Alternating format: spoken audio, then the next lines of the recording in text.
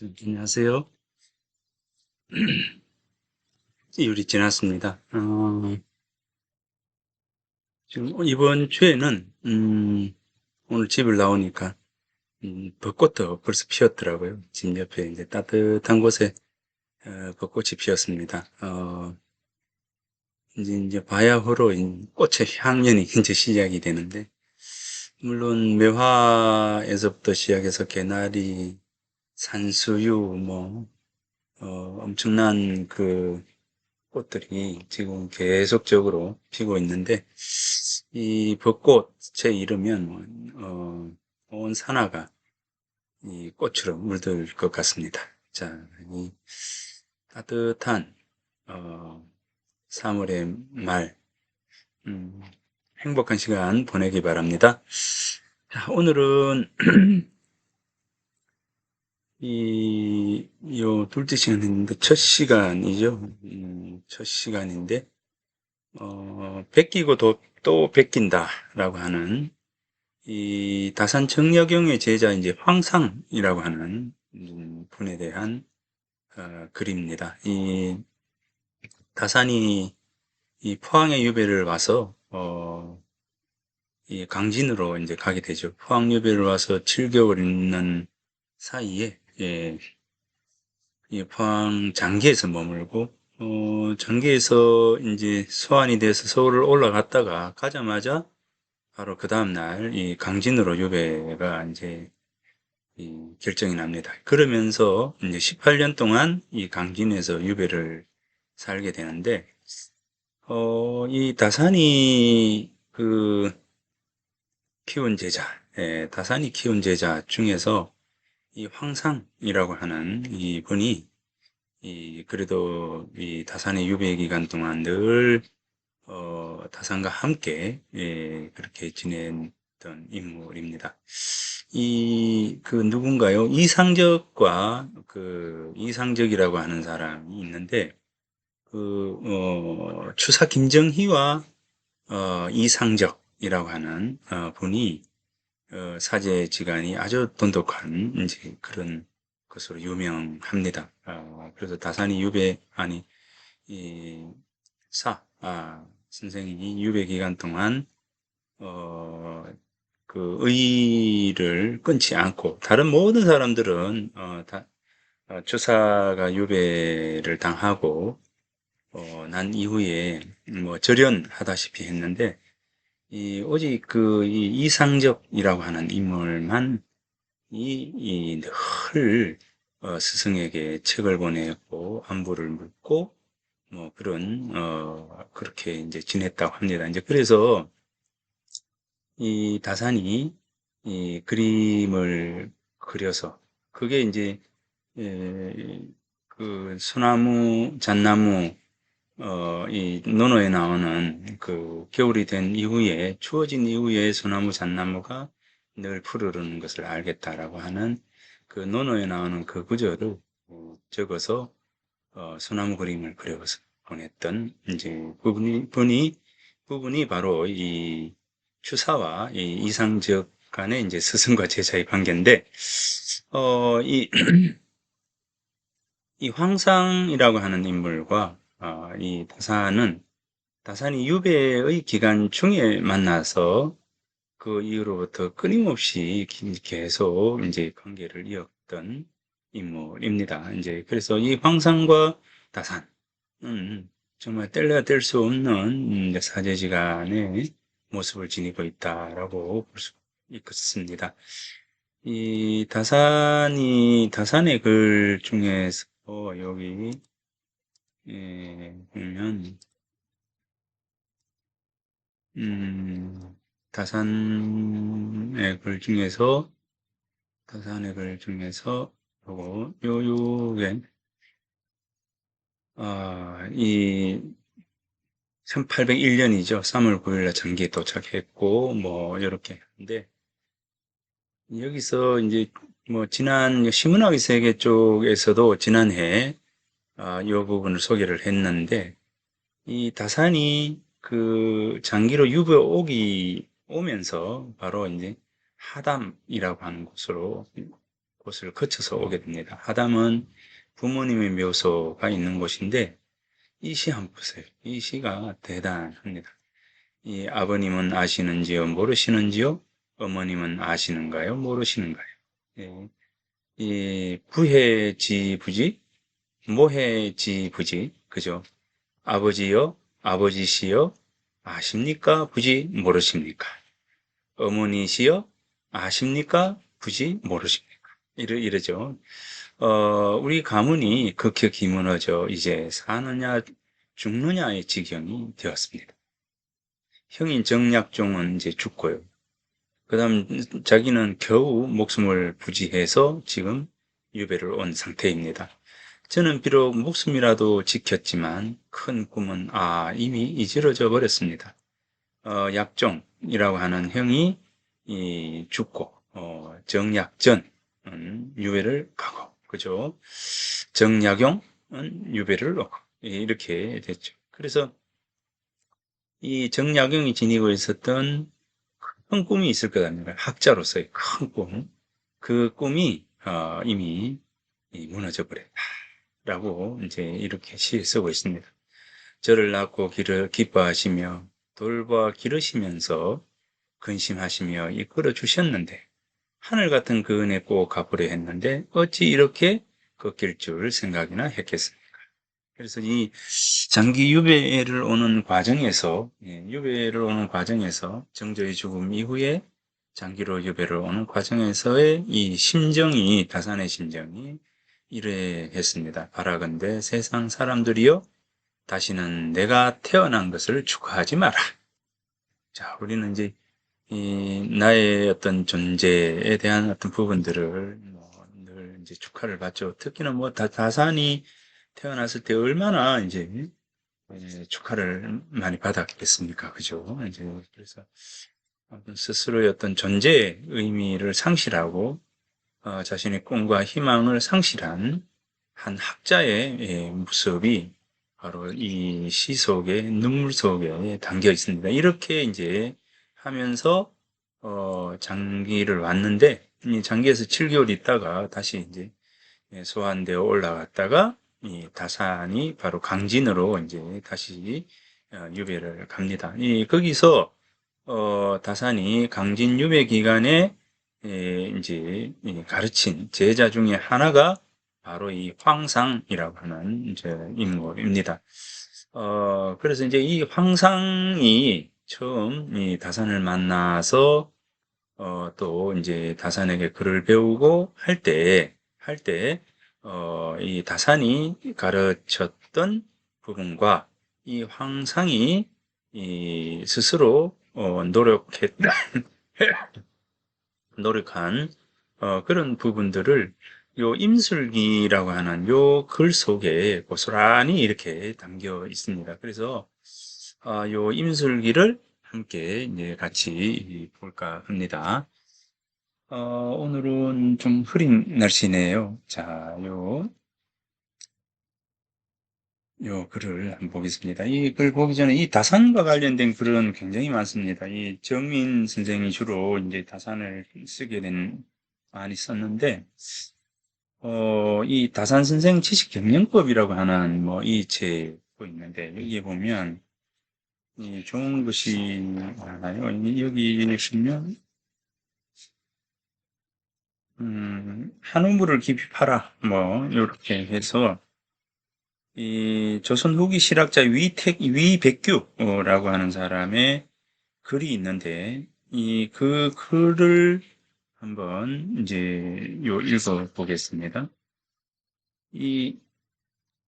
자, 요게 우리가 이제 수업의 경우에 이제 지금 계속 하고 있는 게 책 읽기라고 하는 부분들이잖아요.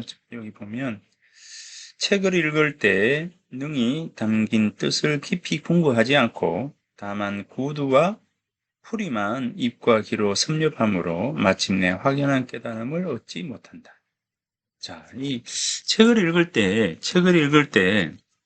능히 담긴 뜻을 깊이 고민하지 않고, 공부하지 않고, 고민하지 않고, 되새기지 않고, 다만 구두, 이제 말 있죠. 이제 말과 그리고 그 말의 풀이만 입과 귀로 섭렵함으로 이제 입과 귀로는 다 글을 외우고 있으면서도 그 뜻에 대해서는 우리가 이제 깊이 고민하지 않는다라고 하는 것이죠. 이제 그래서 글이라고 하는 것은 이제 깊이 그 부분들에 대한 고민들을 한 이후에 예, 지속적으로 해야 된다라고 하는 부분들입니다.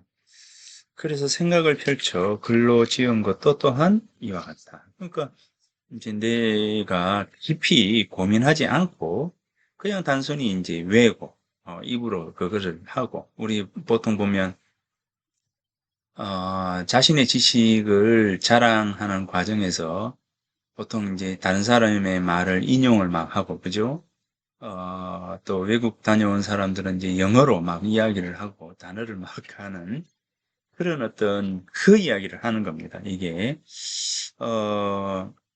그러니까 이제 그 단어를 나열하고 그 자기가 이제 많이 알고 있다는 것을 이제 드러내어서 말은 할 줄은 알면서 그죠? 말은 할 줄은 알면서 실제 그 단어가 가지고 있는 깊은 의미에 대해서 고민하지 않는다라고 하는. 이제 과거로부터 지금에 이르기까지 많은 사람들의 오류가, 이 공부의 과정에서의 오류가 뭐냐면 한 단어가 가지고 있는 의미들에 대해서 깊이 천착하지 않고 있다라고 하는 겁니다. 예, 그래서 우리가 이제 글을 읽고 이제 책을 읽고 또 글에 대해서 어떤 고민을 하는 어떤 과정에서 늘 생각해야 될 것은 결국은 이제 생각이라는 거죠. 생각.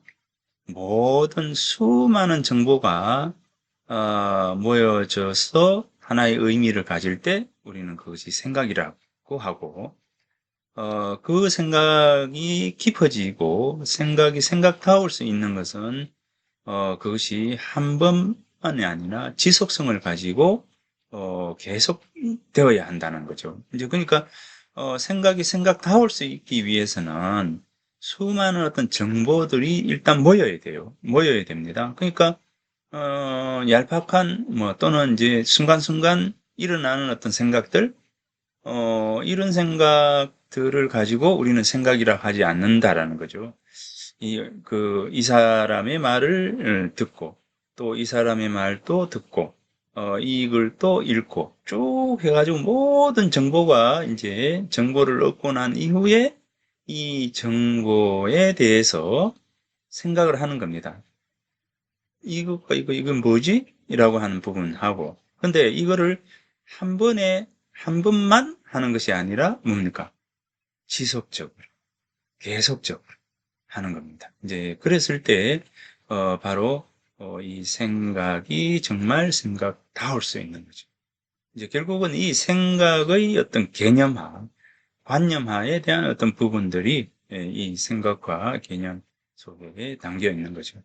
이 관념화라고 하는 것도 마찬가지예요. 이 생각을 쭉 모아가 지속적으로 뭔가를 하고 있으면 이 한 것을 가지고 우리가 평밀에 그러죠. 쭉 해서 우리가 한 대, 쌀 한 대, 두 대 이렇게 할 때, 쌀 한 대, 두 대 할 때 쭉 해서 이제 그 나무 둥근 막대로 쫙 이렇게 해서 수평 되게 이제 한 대를 이제 재게 되죠. 바로 그게 이제 평미래인데 그것처럼 개념이라고 하는 것은 바로 그 평미래와 같은 것이다라고 하는 겁니다.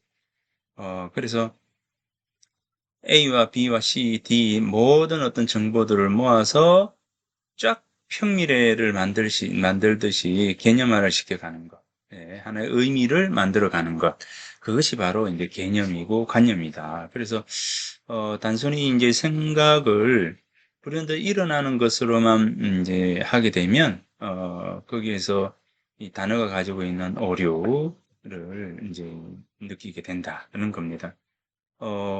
책을 읽을 때 단지 글로 글을 읽을 뿐인 사람은 끝내 오만 경지로 나아갈 수 없다. 그죠? 이 책을 읽을 때 단지 글로 글을 읽을 뿐인 사람은 끝내 오묘한 경지에는 나아갈 수 없다. 책 따로 나 따로 노는 것. 입과 눈만이 독서를 하는 것을 경계한 것이다. 입과 눈이 독서하는 거죠. 입과 눈만이 독서하는 것을 경계해야 된다. 이거죠. 여러분들도 이제, 나를 위한 글쓰기 수업이라고 하는, 이 수업을 듣고, 뭐, 최소한 남아야 될 부분들 중에 하나는 바로 이거라고 생각합니다. 눈과 입이 이 글을 읽고, 눈과 입이 독서를 하는, 책을 읽는 그런 태도는 이제 버려라 라고 하는 겁니다. 깊이 숙고하고 고민하고 생각이라고 하는 어떤 부분을 가지고 개념, 관념 쪽으로 끌어 나갈 수 있는 힘, 그죠? 그 힘을 길러야 된다라고 하는 겁니다.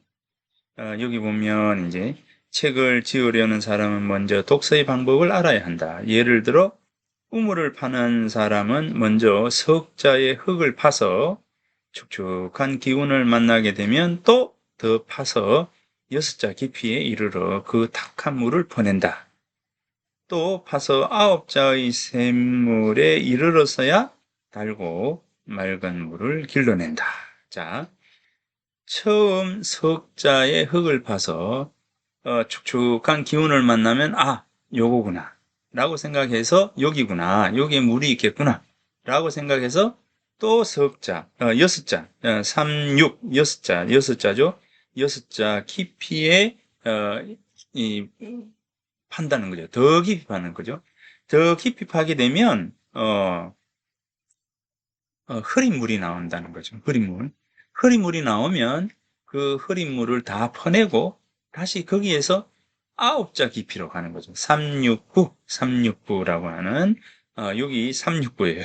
자, 물을 파는 사람은 먼저 석자의 흙을 파서 축축한 기운을 만나면 또 더 파서 6자 깊이에 이르러서 탁한 물을 퍼내고 또 파서 9자를 더 파는 거죠. 9자를 더 파서 샘물에 이르러서야 맑고 맑은 물을 길러낸다. 마침내 물을 끌어올려 천천히 음미해보면 그 자연의 맛이 그저 물이라 하는 것 이상의 그 무엇이 있음을 깨닫게 된다. 또다시 배불리 마셔 그 전기가 오장육부와 피부에 젖어듦을 느낀다. 그런 뒤에 이를 펴서 글로 짓는다. 이는 마치 물을 기르다가 밥을 짓고 희생을 삼고, 제사에서는 이제 동물을 희생이라 하죠. 희생을 삼고 고기를 익히고 또 이것으로 옷을 빨고 그리고 땅에 물을 주어 어디든지 쓰지 못할 때가 없는 것 같다. 물 하나로 밥도 짓고 그죠? 제사도 지내고 그 다음에 고기도 익히고 그리고 옷도 빨고 그 다음에 땅에 다시 물을 주어서 땅이 젖어 들어가서 이 땅이 다시 생물을 키울 수 있도록 그렇게 하는 것과 같은 것이다. 고작 석자 아래에 젖은 흙을 가져다가 부엉 아궁이에 부서진 모서리나 바르면서 우물을 판 보람으로 여기는 일은 절대로 없어야 할 것이다. 그죠? 석자를 파가지고 그 젖은 물을 가지고 아궁이 땜방질 하는 거. 이 땜 하는 거 여러분들 아시죠?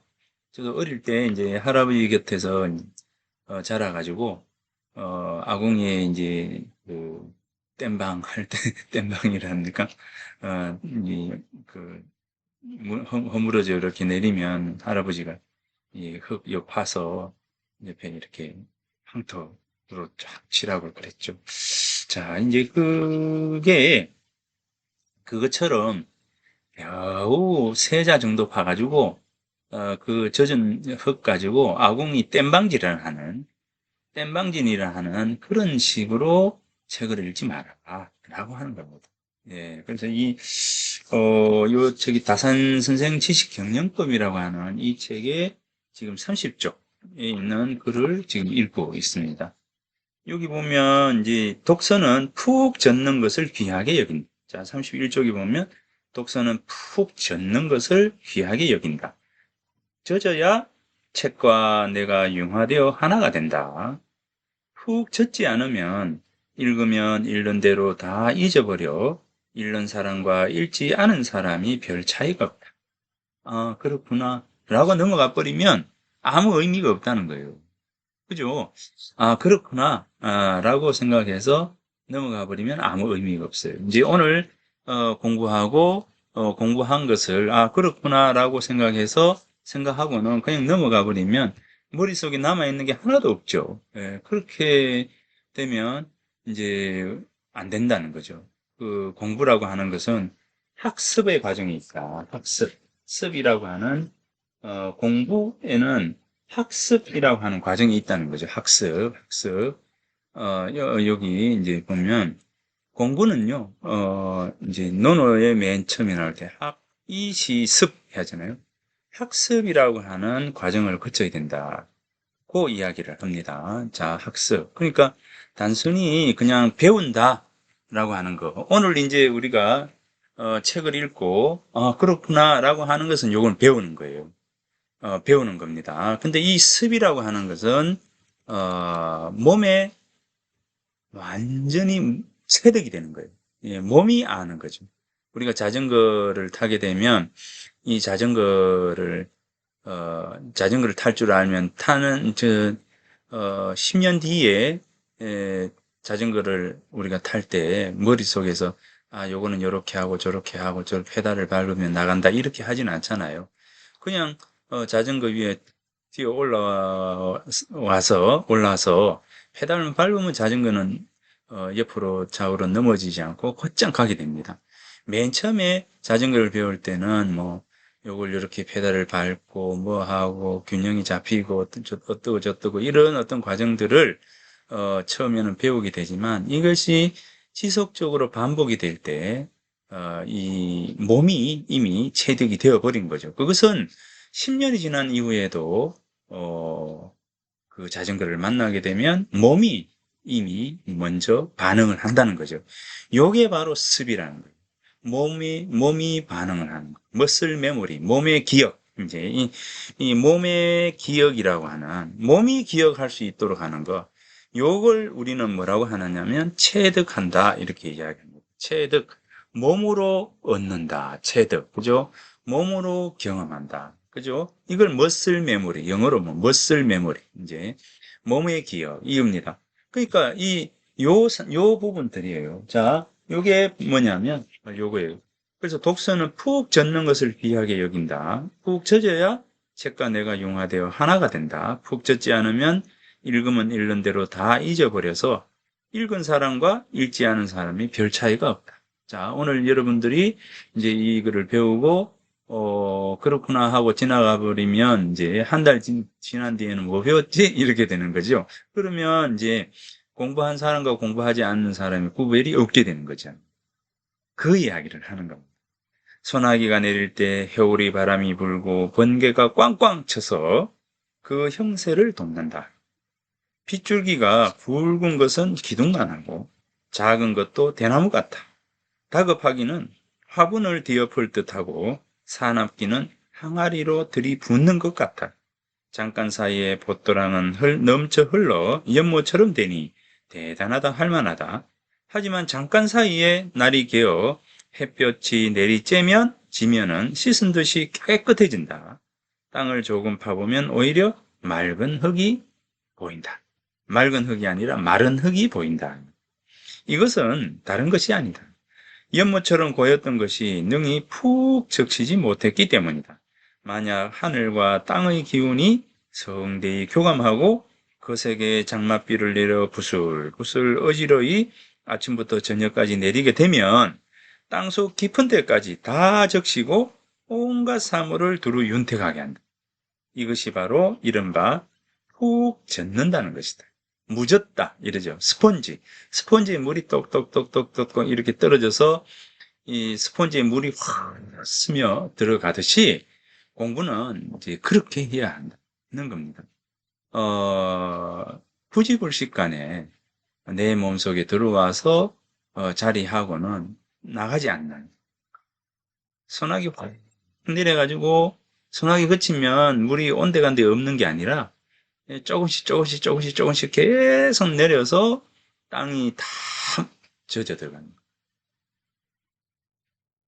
묵식심유융이라고 하는 이제 그런 그 주자의 말씀도 있잖아요. 묵식심유. 그래서 이제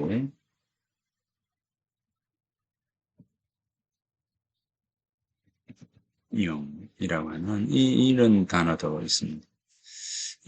그래서 이제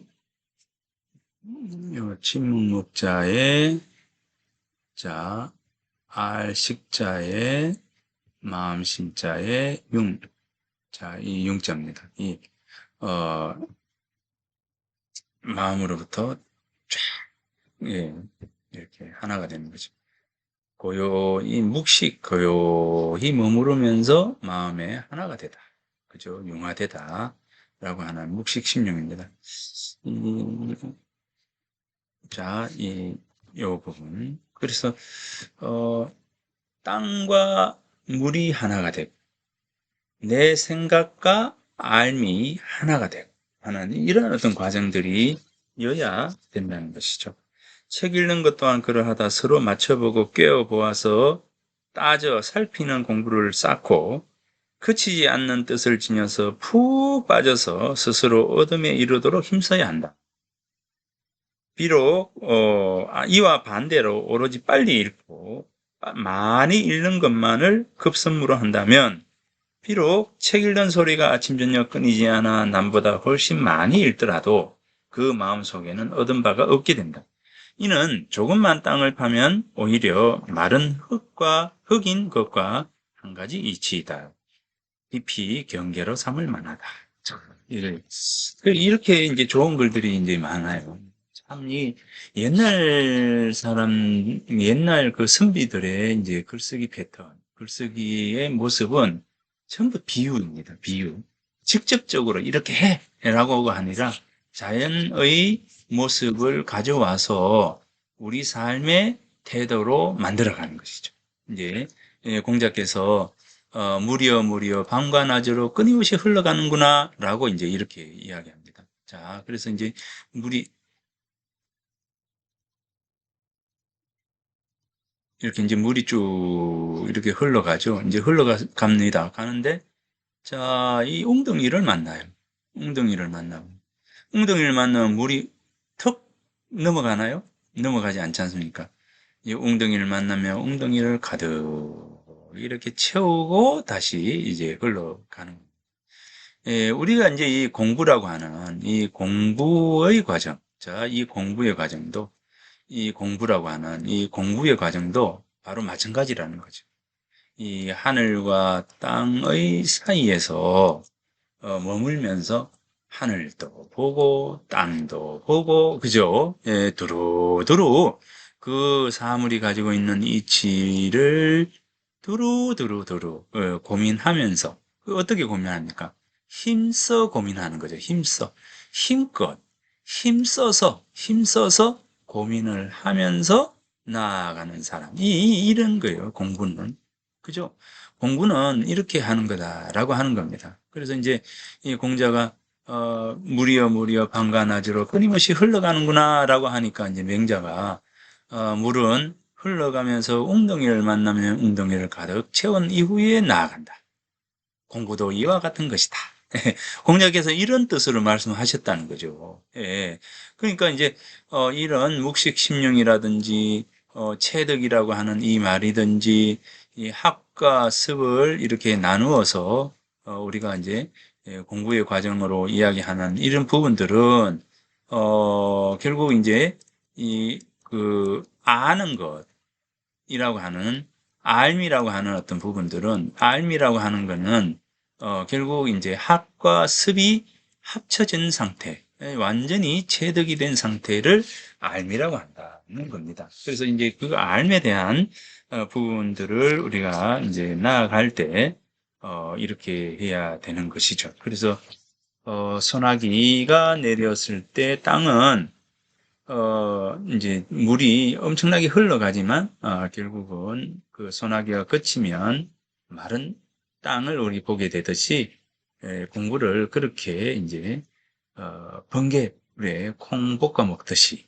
그리고 이제 한 번 하는 걸로 생각해서 오늘 밤을 새우면서 공부하고 내일은 안 하고 이렇게 하는 것이 아니라 하루 지내는 과정 속에서 꾸준히 지속적으로 해 나가는 것이 중요하다라고 하는 것을 이야기를 합니다.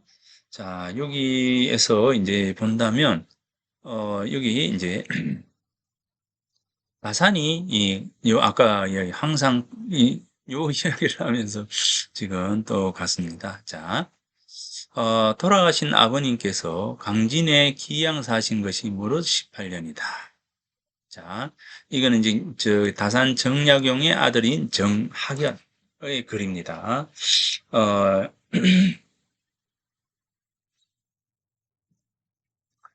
어, 요 18년이다. 학업을 청한 사람은 수십 명이었는데, 혹은 7, 8년 만에 돌아가고, 혹은 3, 4년 만에 물러났다. 그죠?